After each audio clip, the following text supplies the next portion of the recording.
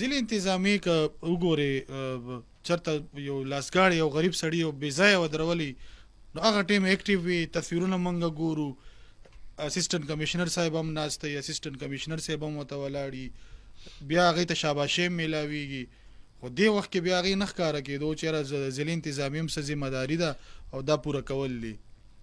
د سوات ډیپټي کمشنر د وخت کې صرف یو خصوصیت دی چې دا د سابقه چیف سیکرټري پی ایس او پاتې شوی دی او دا ډي ایم جي ګروپ کې دی، دا د بیوروکراسي اعلی نسل چې کوم دی هغې ته ویلی کېږي. صحیح دا هغه دی، د هغه په موږ په بیوروکراسي کې د بده مرغه دا فیشن راغلی دی چې څوک د وزیر اعلی او د چیف سیکرټري پی ایس او پاتې شي 5-6 میاشتې، د دې نه پس به دا بیوروکریټ په یو من پسند ضلع کې چې کوم دی ډیپټي کمشنر په حیثیت خپله ډیوټي کوي.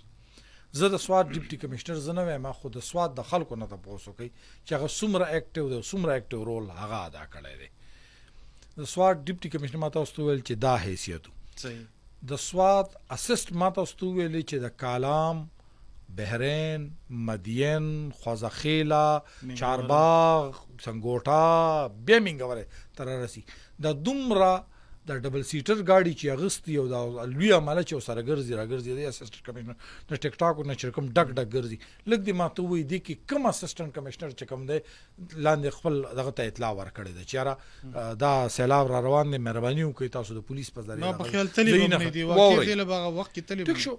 دا د سوات د ضلعي انتظامي، د سوات ضلعي انتظامي ولې داسې ګامونه نه پورته کول چې د سیند په غاړه دا تجاوزات جوړ، د تجاوزاتو خاتمه دی وخت کې د هیڅ چا کار نه دی، د تجاوزاتو خاتمه دی وخت کې صرف د ضلعي انتظامي کار دی. آیا ضلعي انتظامي دا کړی دی که نه؟ بالکل نه دی کړی.